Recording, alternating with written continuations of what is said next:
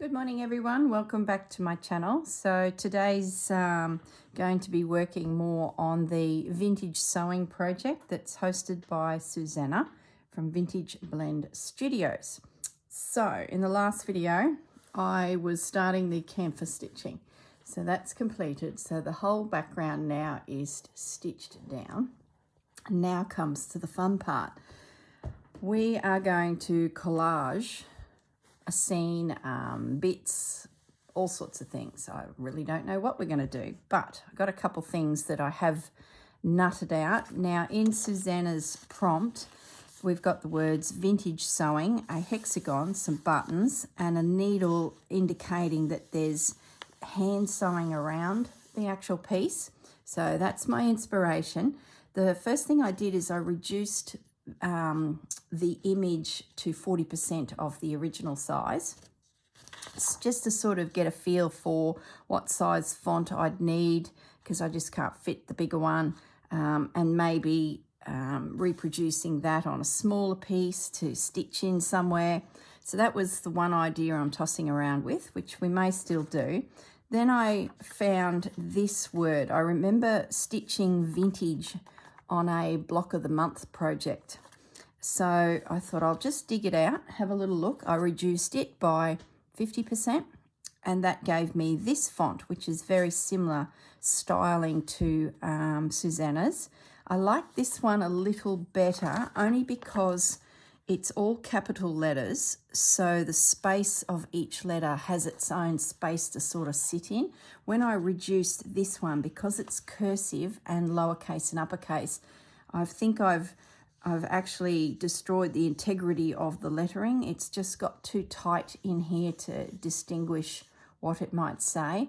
So that ruled out using this font, but this one is so similar that I still feel like I'm within the style of the piece that we're working on. So I've then, with some calico, gone over that with my friction pen and got the word vintage. Then underneath it, I sort of guessed an S, but I had an E. The V was pretty easy to turn into a W, and then ING was there. So most of the letters from above I could sort of string together to get the word sewing. So I feel like I've got my font sorted. I did end up sketching this little cursive piece underneath. Whether I use it or not's another thing, but I'm sort of now at the stage where I've got my wording right. I've got myself a hexagon. Is it the right size hexagon? I'm not sure yet, but I can easily, trace and reduce the size of the hexagons because I have quite a few little templates here. Now these little templates also give me the internal measurement to draw around, so I can get this stitching line in easily that Susanna has, and a needle we can sort of sketch in. So I feel like I'm on the right path. Now I want a feature piece. Now I've got this piece of fabric with a rose on it. The pink in the rose is a little bit too bright for my work, but I'm planning to embroider. So I can find a thread that will dull it down, some threads that sort of match this peachy colour. So the plan is to fussy cut this out and see where we want to place it and sort of build up our background. So I'm just going to start doing all this now. I thought I'd better turn the camera on before I get too far ahead of myself.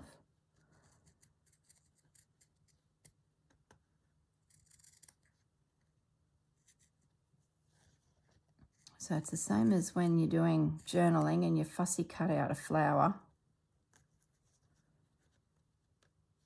Same principle, just take your time, pointy sharp scissors.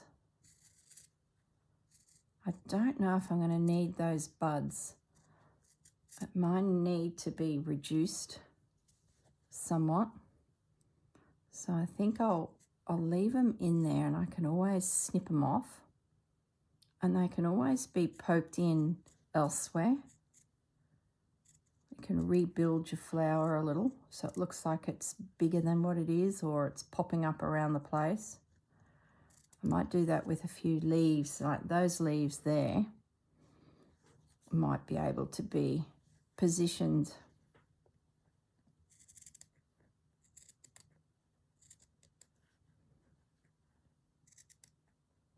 concentrating. I want to get it as tight as I can, as much of that excess fabric as I can out of there, so that the background pops through and it sort of looks like it is meant to be on the fabric. So that's the plan. That's as far as I've got.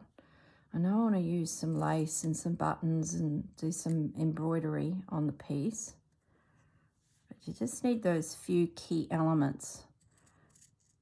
And Susanna's prompt sort of got me started, and now it's about matching in those prompts to the design that you're working with, or the color palette, or whatever it is. Your piece, your individual piece is what I'm trying to say. There's even a little bit of a wash of a blue in these leaves, which matches the blue that's there. I was lying in bed thinking about what's going to be my feature piece. Like, I could have worked on that as my feature piece. That would have been beautiful. A little bit bigger, and then embroider it. And I sort of just felt like I wanted lots of layers of interest. It's just slow stitch to a T. So I was lying in bed thinking there'd have to be a floral in my cupboard. And I remembered this fabric. I like it because it's a little bit unusual to put the pink and the yellow together. It's a little bit unusual. I'm always on the lookout for fabrics that are florals with single element flowers that are spread apart on fabric, because that then allows you to fussy cut. When they're too close together, it can get quite messy, and it can be a bit tricky to sort of pull the design apart and recreate an image. I'm not sure how much of this I will embroider. Once I start finding some cottons, I'll have a look at it again and sort of decide what gets highlighted, what doesn't. I definitely will need to knock that pink back a little bit so it's not so bright, so it doesn't really match. Well, I guess it does, but we'll soon know once we start laying the piece down. And even this vintage sewing wording, I may need to redo that so that it's on one line and not on top of itself. I'm sort of in my head now, I'm thinking maybe I want the words to go across one after the other. So we'll see how we go. All you can do is get together some basic elements.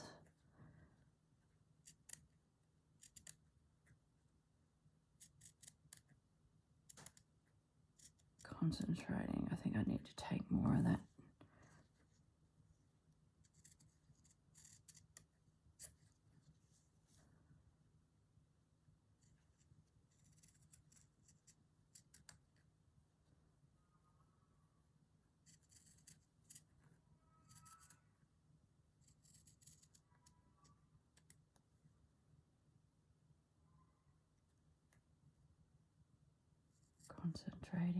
Concentrating. Sorry, guys.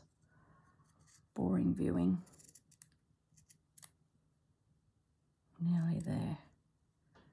And nibble out some more of these little bits of the cream. Okay. A little bit more up here. Whoops. So once I get this all laid out, I can take it away and start stitching. I don't think you'll see this project again until we get the next block. So that'll be February. So that'll give me plenty of time to get it all stitched down, and then we will get back together in February for the next block, and I can show you how this one all worked up. There's so much needlework in my life at the moment that this is great because I've got a little bit of time, and I don't want to rush it either, because otherwise you feel like you're just pumping out the projects, and I'd rather pick it up a few times and add more depth to it. Okay, let's get the flower. I'm thinking it's going to come through here. I don't want to lose any of the words, because I really like the fact that it says March 1912.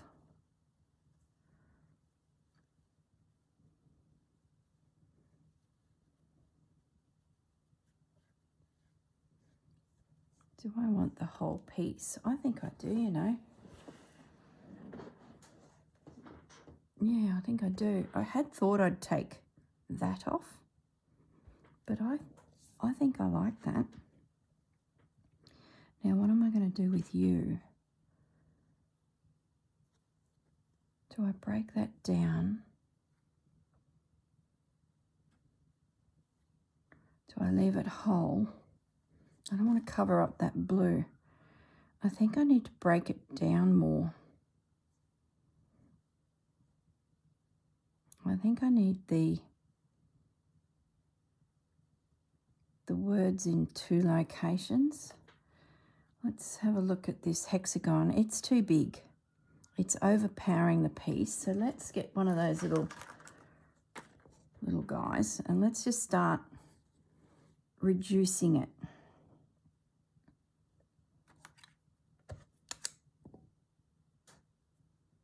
Let's have a look. Is that the next size down? Close enough. I like this fabric because it picks up on the yellow that's in the artwork at the background. It's like got a fake sticky tape look, you know, the old discoloured sticky tape. It's got that look. Maybe these hexagons tuck in behind things. Don't know. I definitely feel like that's too big.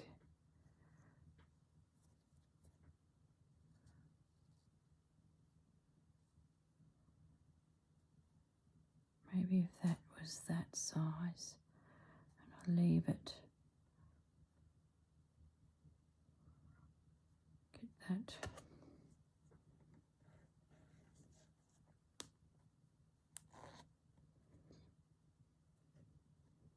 I won't rip it down yet because I've got to stitch it, so I don't mind that size. More of a long look than a square look. That was to go in there.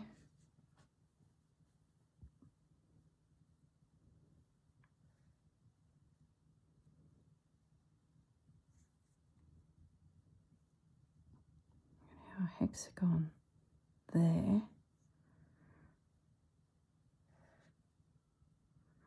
I sort of feel like I need more hexagons. Do I need more hexagons? Yeah, I think I do. Let's have a look at this fabric again. Get these scraps out of the way. Just move that over a little bit. Maybe a smaller one again. There's my templates. I need to put the templates in something before they get lost.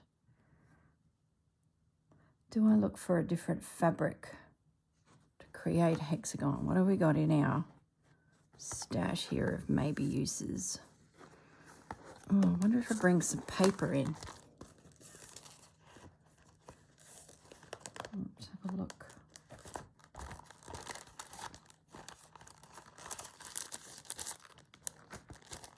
Maybe some vintage paper.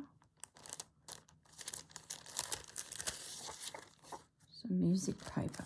I don't know if I'm heading in the right direction here, but what the hang? Let's draw this out.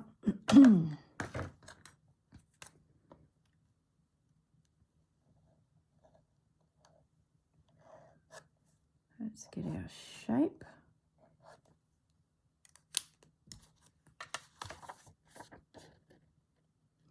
This paper has got a little bit of integrity to it as well, as it's in a little bit stronger. Excuse me.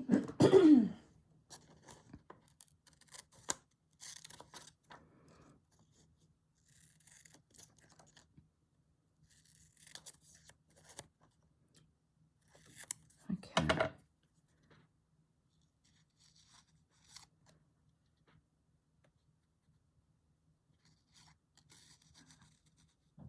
It's the wrong size. Needs to be smaller.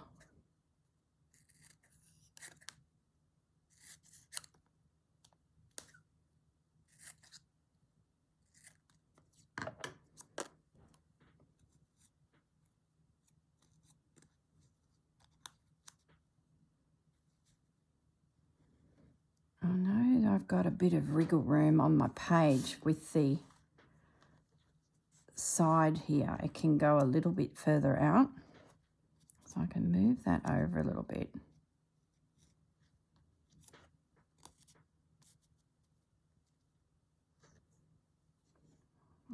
Just not digging it.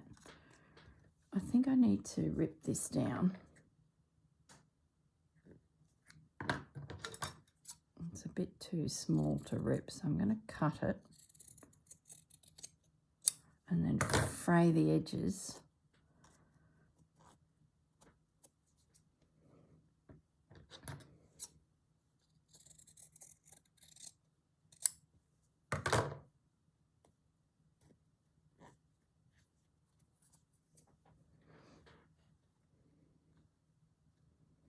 Okay.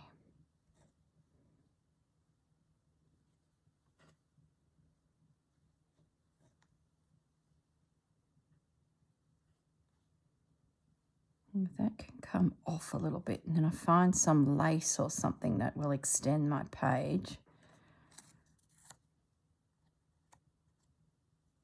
Then maybe that can sit there. No, I don't like it. What about a hexagon cut out of lace? Let's get a smaller. Let's put this paper away. It's just not catching me at the moment. So let's pop that. Put some scraps in here too. Anything interesting in there in the way of old fabric. I don't even mind that blue. There's some more bits. Let's get them out. A bit of ticking. And some brown. Okay, so we've got a few more fabrics at least. It doesn't really go.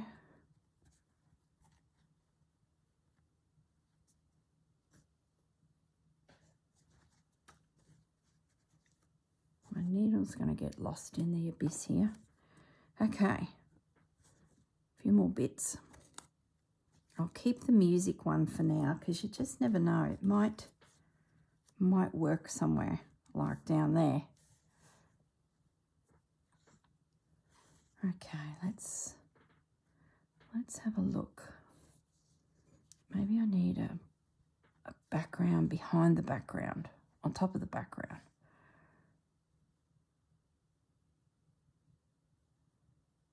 Yeah, I do like that.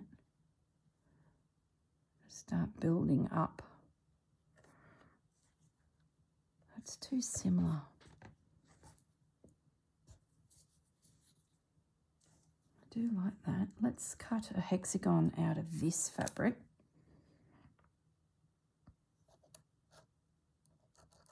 And bring in a little bit more of this denim-y, bluey tone. It's only fabric. If we don't like it, we pick something else. Just can't be precious about these things.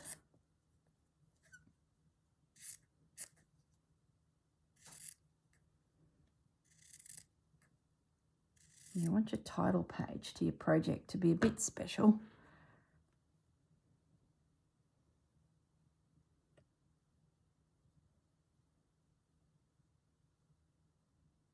I don't mind that down there. Just helps bring it forward from the background. Maybe we do a little hexagon and bring it in somewhere. It's starting to come together. And then with threads we can do some, you know, highlight stitches, like decorative stitches in amongst it all as well. Add a little interest, and that's before we get into the beads and the buttons and, oh goodness me, the whole lot has to come out, doesn't it? My hexagon's a bit wonky, but it doesn't matter. Let's try him down there. Yeah, I like that. I wonder, I might just cut out this flower, this little bit of leaf.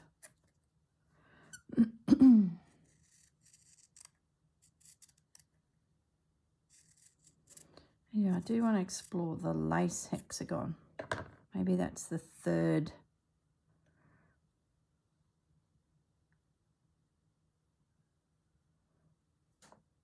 No, don't like that.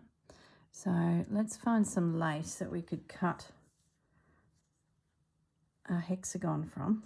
Let's get rid of those little bits. Stop looking at the scraps, Corrine, and thinking you're going to save them, because you don't need them. So that'll go there. That'll just tuck in under there and probably extend onto that side. I just feel like it needed that little punch of colour to lift it. I'm just going to have a look at some laces that maybe we can cut. I do like that.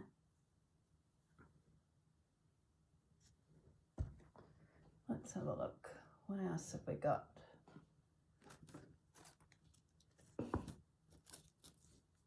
Something that's a bit flat, wide, and could have a shape cut out of it. It could even have embroidery on it.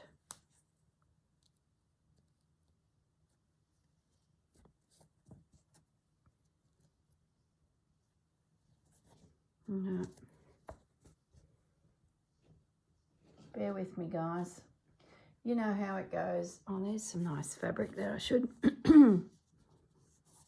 consider, because it's got a real texture about it. That one was a bit too blendy blend. I wonder if I pop a few hexagons around with that. Let's try this little guy. That piece of lace over there is the end of a crocheted piece that I found, actually was given to me by a lady that had a friend cleaning out her cupboards. I believe she was going into a nursing home, so I got a bag of goodies from them.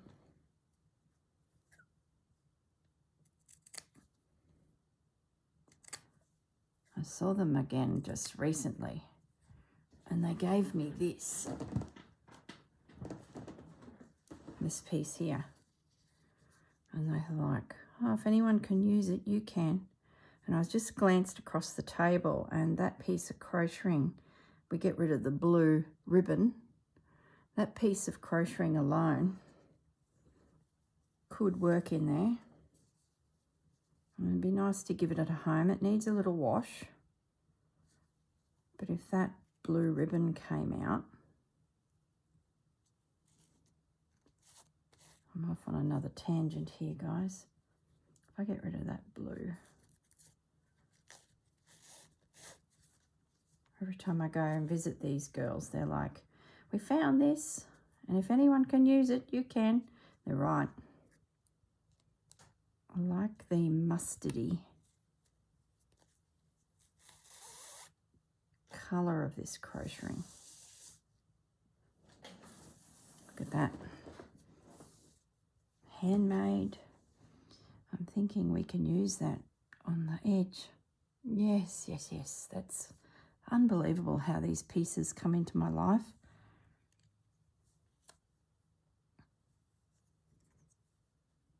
I still think I can use this music for some reason. I like it down there. I might do... So is that the size in there? Okay, oh, I see. I picked these up at Hervey Bay at a quilt shop that's there.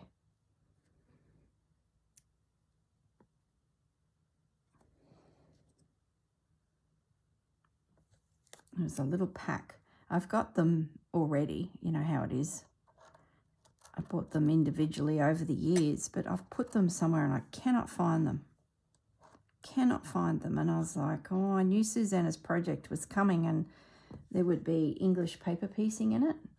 So I was like, oh, I looked and looked and I couldn't find those bloomin' little shapes. And then I was in the quilt shop in Hervey Bay and I saw this little pack and it was like $6 or $7 and I got all of those shapes. I thought, bargain, bargain. And I like the idea that I can trace on the inside of them. What's the brand? So Easy. Gives a seam allowance of 1/4 inch.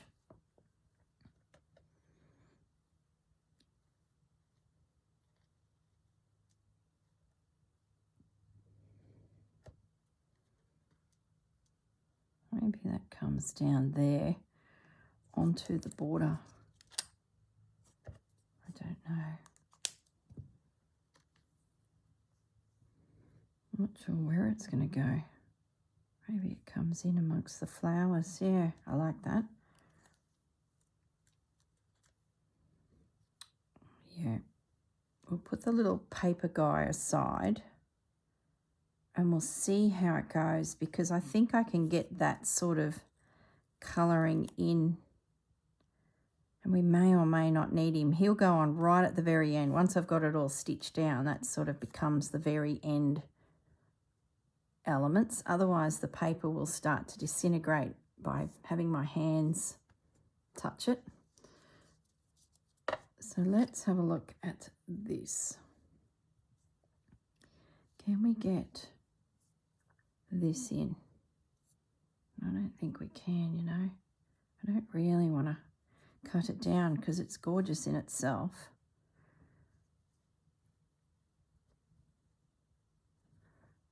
I'm really liking this. That stitched in under there.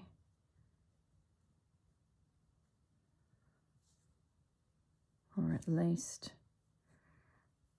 I don't know, maybe a bit of it. I don't know. I'm reluctant to cut this. I sort of feel like, where's the book? How much room do I actually have on that side boundary?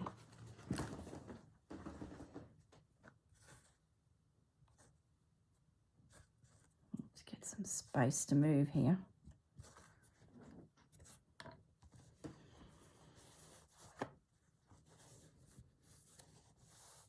There's my ruler. So if the spine stands up, I have 17 centimetres. If I go past 17 centimetres, I'm starting to creep outside the boundary of the book. So where are we at? Oh, look at that.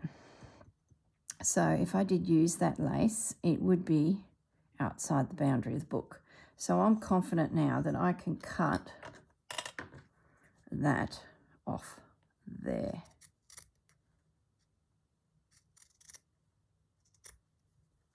Okay, so that's good. I just feel like I need something.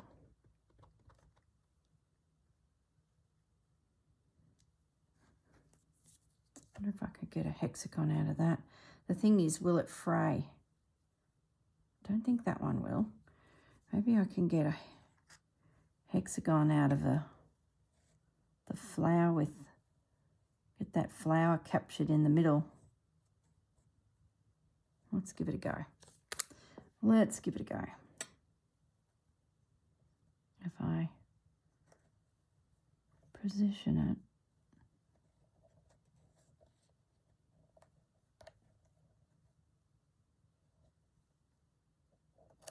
I know I've got a handkerchief somewhere that has a lacy corner edge with a hexagon sort of shaped flowers. So that's an opportunity that maybe I'll go hunt that handkerchief out and bring some of those little hexagons into this.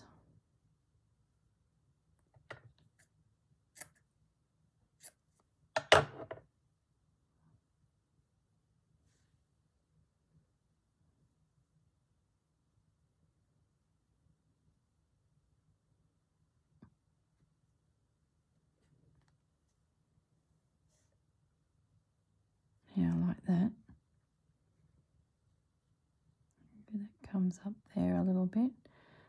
I think it'll come together with stitching and bits and pieces tucked in around the place. I think it'll work.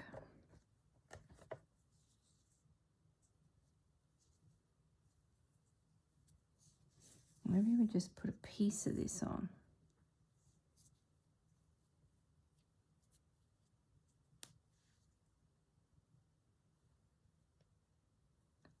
Don't know. I'm going to keep it with the project. Well, I need to go and wash it first. Once I get it washed, I can then pop it in my stash. I think that is a good start. And I think the stitching is going to be a blue. Pick up on this dark blue into here.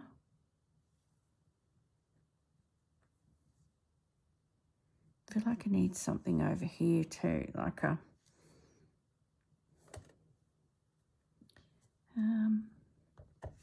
let's grab the lace bucket and have a little look. Maybe there's something in here that got a very fine little lace. I wonder what that, and it's got that right yellowy tone. Don't mind that. It's nice and fine, not too chunky.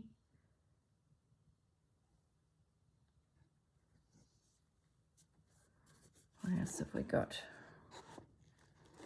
I like this piece as well. I don't have much of that left.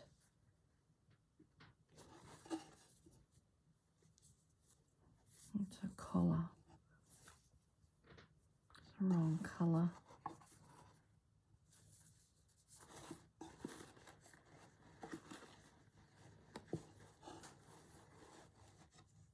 That's a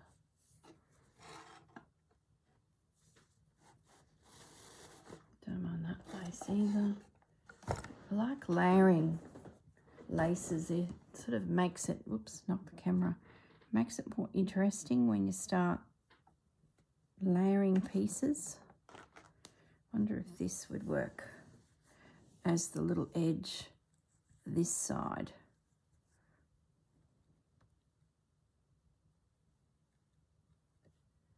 Yeah, that finishes it.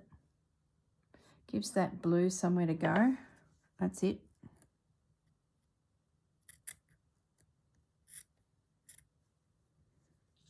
Just helps extend. I think it's upside down, mind you. Yep. Just extends my page a little bit, and it's not too crazy. We could go to 18 as the edge of the book, but so that's pretty good. Now let's get some pins into it to hold all our elements.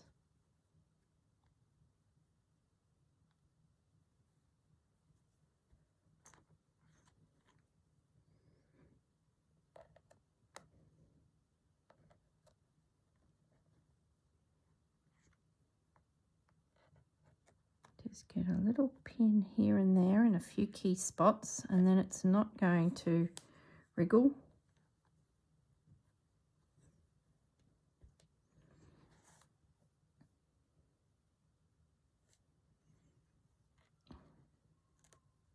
Hexagons are fun because you can stitch internally in them or stitch them down, as in around the outside with the whip stitch, with different coloured threads so that it sort of makes them pop even more.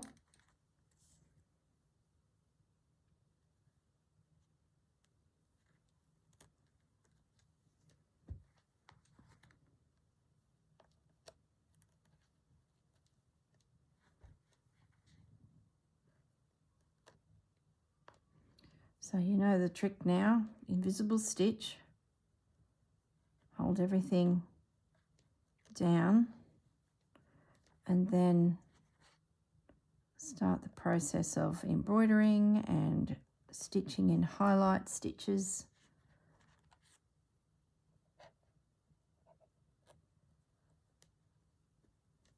I probably won't invisible stitch the actual flower. I might just go straight to doing an overcast stitch all the way around the perimeter so that it stops it from fraying and sort of holds it in position.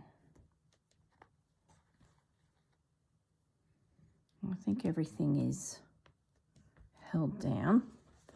Yeah. Yeah, I love it. Yeah, that's good. There may be some more pieces turn up as we go, but we'll see. That's the start anyway. So I don't mind that music. I still like it, even if it just pops in. Yeah, I'll come back to that. I'm going to keep it anyway. Okay, so needle and thread, where are you? And I'm going to start doing some little invisible stitches around the top here so I can get rid of those pins. And I can come down that side and just tack in that lace. Might do that first, just with some little stitches. I'll do something more decorative down there, but this will at least hold it, and then I can get rid of the pin. So I scoot down that side. It's not going to go anywhere then.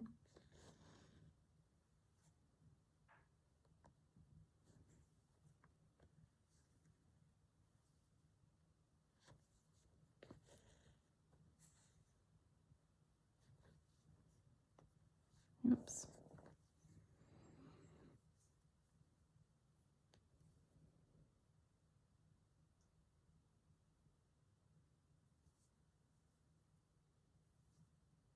Come on, thread the needle. That's it. I think it's going to rain today. It's overcast, and when I got up this morning, went out to feed the hounds, it had rained through the night. It was a little bit humid yesterday, so I guess it's not surprising that the rain has come in.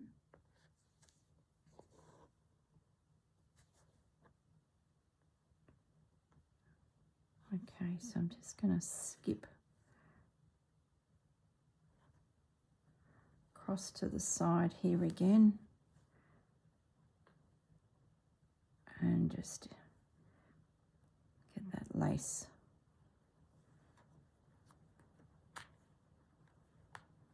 Yep, it's raining. It's just started. Good day for stitching. Today we're off to the movies. We're meeting our friends at the local cinema and we're going to watch Avatar, the second one in the series. That should be good, and I believe it's going to be with those 3D glasses. So that'll be a bit of fun. Sure, I'll come out of there with a headache. It's a bit confusing for my brain.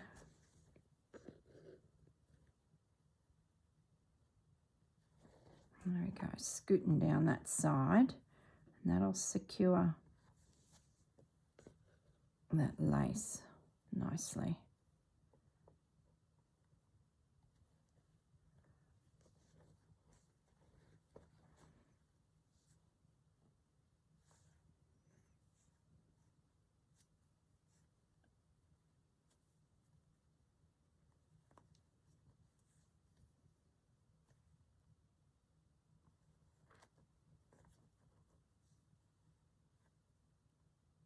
This is why you get these invisible stitches or some tacking in place, because of the pin heads. They drive you nuts. So to have them out of the way for your own sanity is a good thing. Plus then you don't have pins falling down the couch. It's bad enough the needles that are down the couch.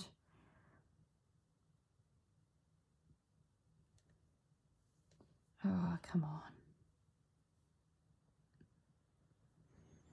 Now I will go around with a fabric safe glue and glue down the rows as well. That just helps with that fraying.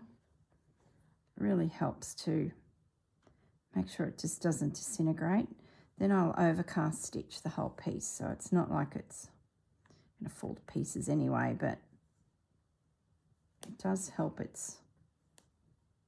maintain its integrity a little bit more. I think that's the end of my thread.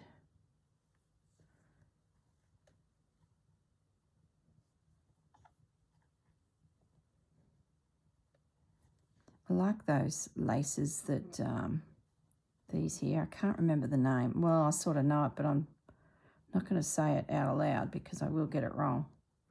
So I do know the name of it, but no, I'm not going to say it. I can hear it in my head, and it's not right. It's a funny word. Okay. All right, so we now have the side down. Let's get some of these hexagons down, I think, because then I can pick that rose up and apply some fabric glue just to tack it down a little bit more. So we really need the hexagons in place.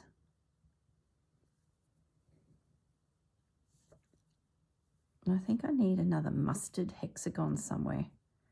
Do I? Do I need a mustard? Or is there enough mustard in the flower there and there? Probably is. So let's get a few stitches in the center of this guy, just so I can get rid of that pin. Oh my goodness, You know, some days you just can't keep the thread in the needle. Today's that day. It's like my fingers are catching the thread and pulling it out.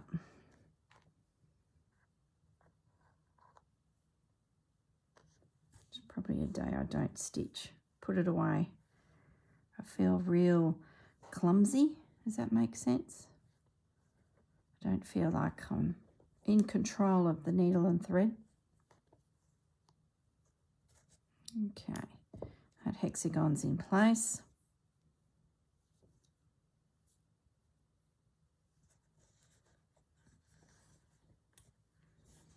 Catch this little guy.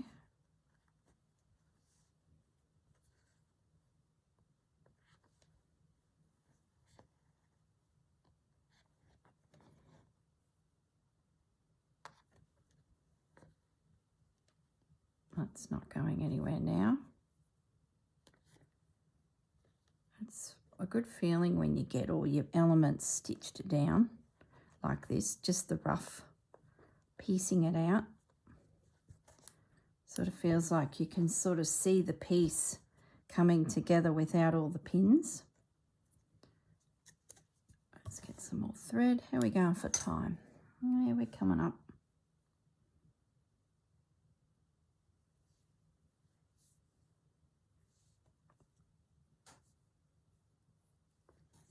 Let's get this little blue guy down.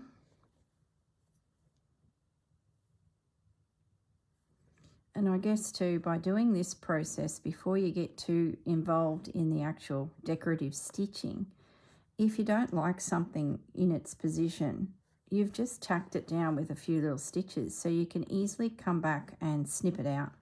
If it just does not look right, remove it, because now's your chance to, you know, piece your elements together.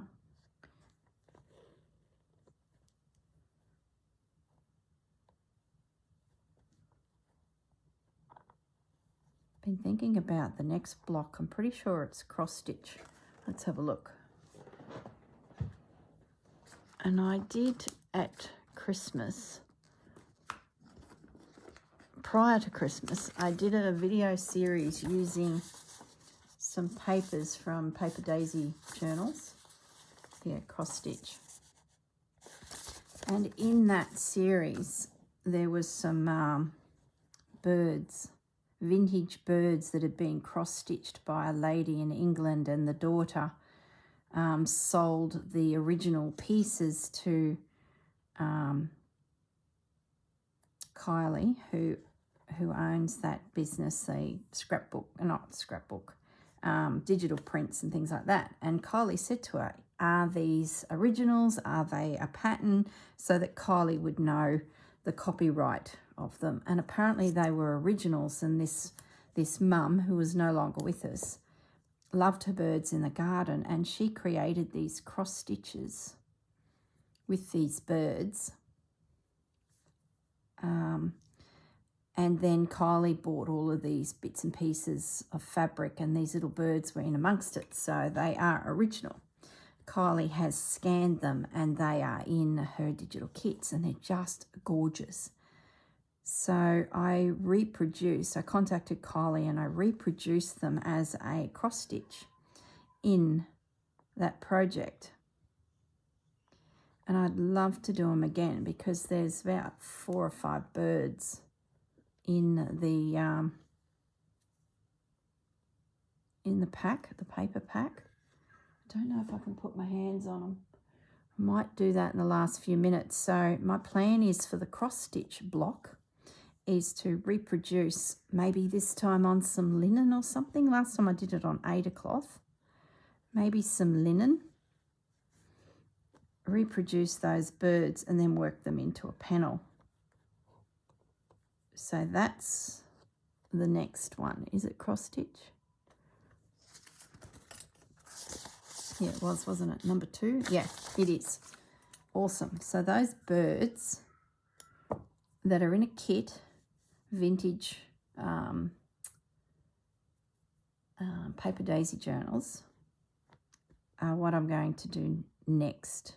So if you are doing this project, and you've never done cross stitch and you want something simple, Susanna's provided a gorgeous little heart that you can stitch and pop into your piece. But if you want to play with something a little bit more advanced, I'd highly recommend you have a go at these little birds. Now you may have some little cross stitch bird patterns already, but if you don't, go and check out Kylie's kit. I'm just going to finish off this piece here. I'm going to see if I can put my hands on the pack of paper. And I will put the link in below because you might want to get started on your cross stitch birdies because they're just an element in the whole piece. So I probably will too, just start working on it. But we'll see. Got so much stitching to do. Got all these grand ideas. So that little guy is done. So my hexagons are secure. I can get rid of some more pins. And now it's just my rows and this up here. So let me grab that kit to see. Paper Daisy journals. Sorry guys, I should have been a bit more organised, shouldn't I? I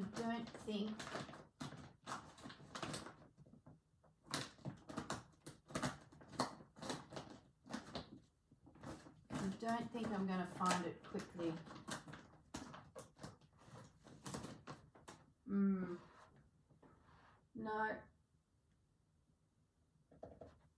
Nope. I can't see it off the top of my head. Nope, can't see it. Anyway, what I'll do is I'll put a link in the description below that'll take you to the kit so you can at least see the little birds. If you like the little bird, the little cross-stitch birds, grab the pattern or grab the digital kit and then you can reproduce that cross-stitch and add it to a piece in your project. So that'll be a bit of fun. I'm just going to spend the last few minutes stitching down the top here. I think I've already caught that there, yep. I think I can.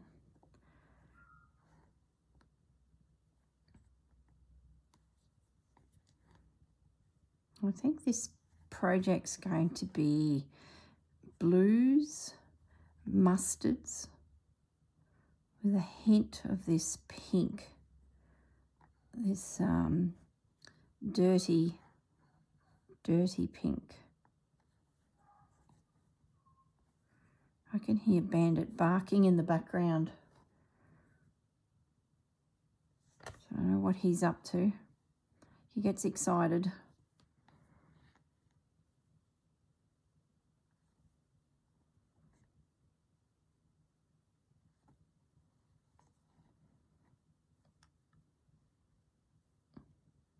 I just don't know if that is in the right spot.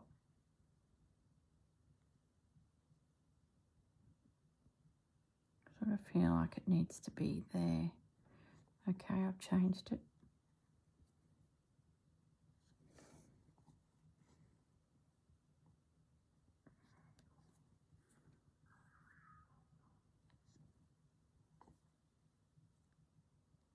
Okay, that's pretty good. Other than getting some fabric glue in behind these flowers to hold it, and I'll show you the pen. You've got a couple options. You can use art glitter glue, which holds fabric into position. You can use quilter's glue, which is a stick, which I might use this time for something a bit different. It's a stick that you can replace the glue in. It's like a glue stick we use in paper products. You could even use the general glue stick because that also will hold fabric.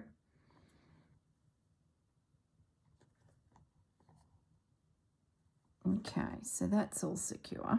That's not going anywhere.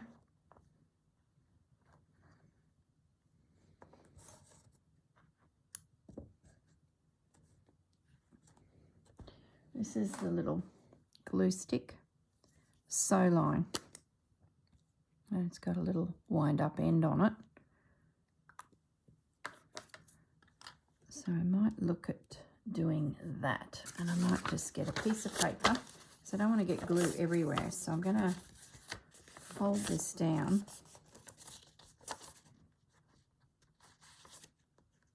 and look at doing a little bit of that.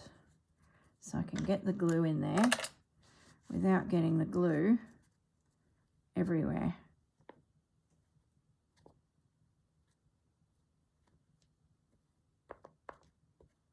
This will just tack it down enough that I can then come back and stitch it down with an overcast stitch. Plus, it will help stop the fabric from fraying as well. It's a great idea. Genius. Let's get this corner here up and just work your way around. And like I said, if you don't have one of these pens, and I don't use this pen a lot, it's just on my desk and I just spotted it then. I thought, oh, I'll try it out again. They can be quite expensive if you're doing a lot of this type of work, and you'll be buying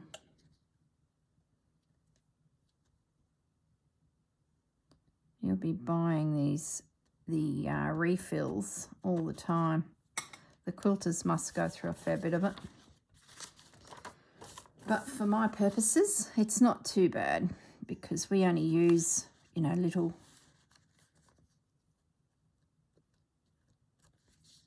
But I am moving through that glue a bit there. I think I got one pack of refills when I bought the pen. So I think once it's gone, I probably won't repurchase.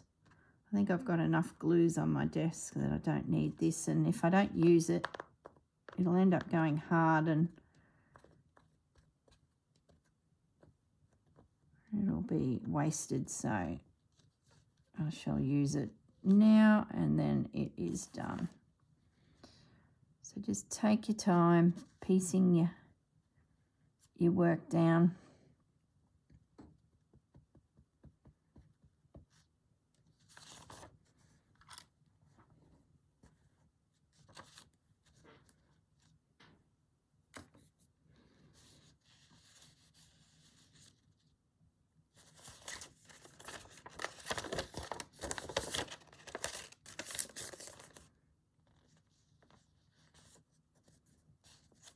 Okay.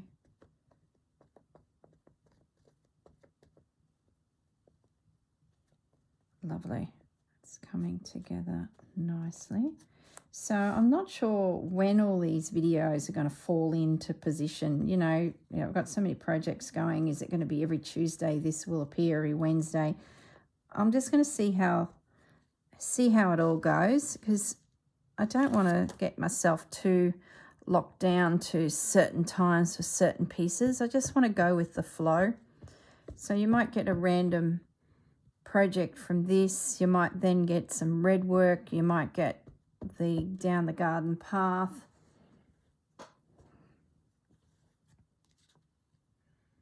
Do I want that flower, that leaf under or over?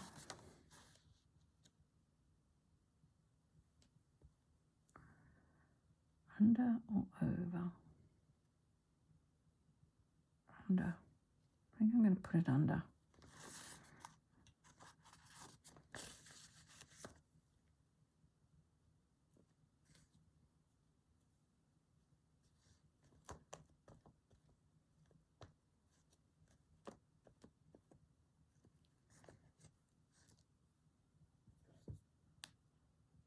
tuck that under there.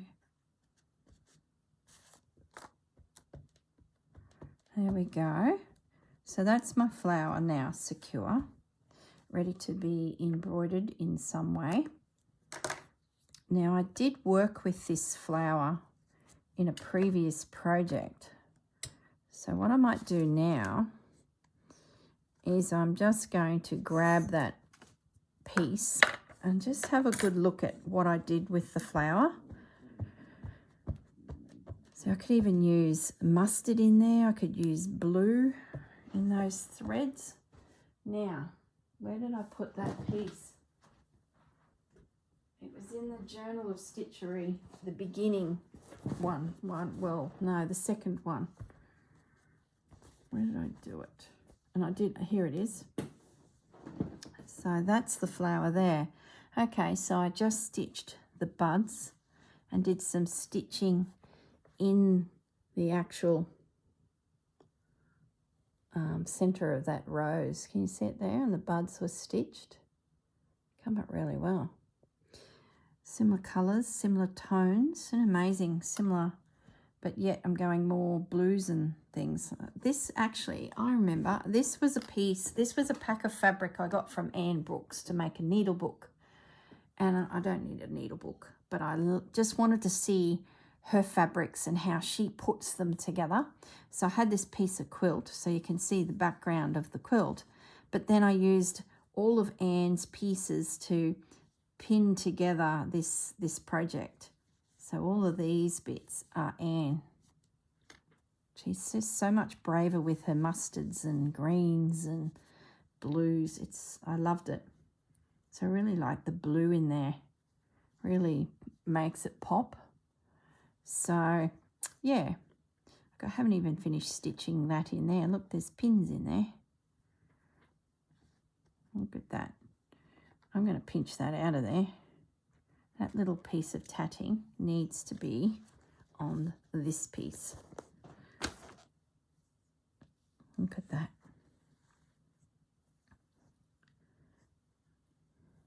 I'm going to work that into there. I've just stolen a piece of tatting from another project. Goodness me. Oh, that's how it goes. That needs to be there so I can see it.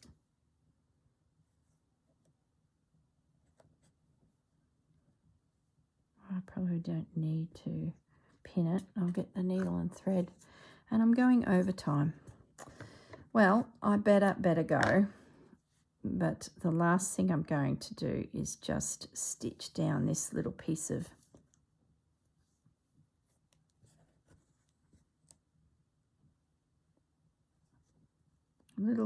lace.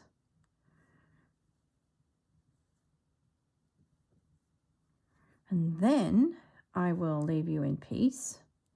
Ow. There was a finger behind there. And I will spend the month stitching, embellishing. If anything really exciting happens, I'll come back with another video, but I doubt it. I'll catch you in the next video, which will be cross stitch. And like I said, I'm going to reproduce some of the little birds that are in the digital kit of Paper Daisy journals. I will put a link below to the videos from that series, and I'll also put a link to the actual kit so you can see what the hang I'm talking about. I wish I had been able to put my hand on. I wonder if they're in this. Oh, gosh, it wasn't long ago that I did all this needlework, and I can't. There's some roses. I might pinch that out of there, add it to my pile. Look, I'm pilfering. Got so much work I could do just in this. Where are those birds? There are no birds. I don't know. What did I do with them? Anyway, they will appear in the next video magically. I will locate.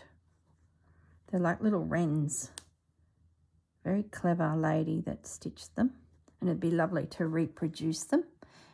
Even though we don't know her, let's do it in her memory. That'd be nice.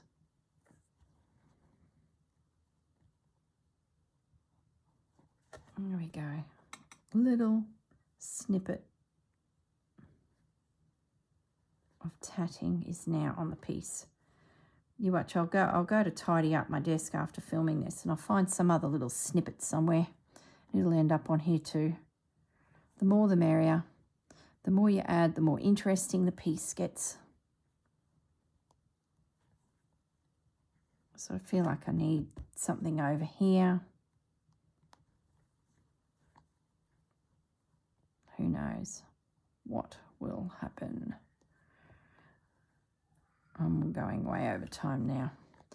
All right, guys, I better let you go. Otherwise, this video will take forever to upload. I try and stop in an hour. Otherwise, it just is too long for the Australian internet to get to YouTube. I can't put the needle down. I just want to finish it. What's 5 minutes? Oh, what's 6 minutes? Nearly there.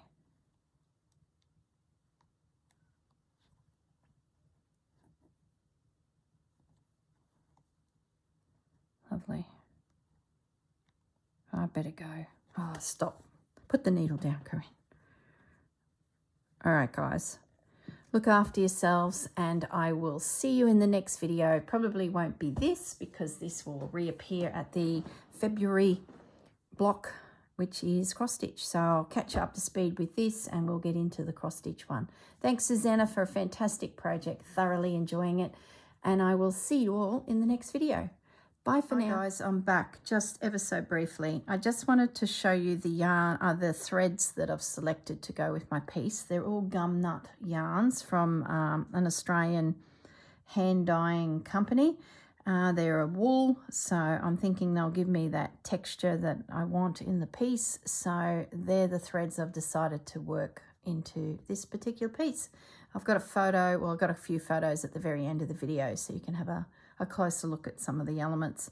Okay, everyone, thanks for joining me, and I'll say goodbye again. Bye-bye.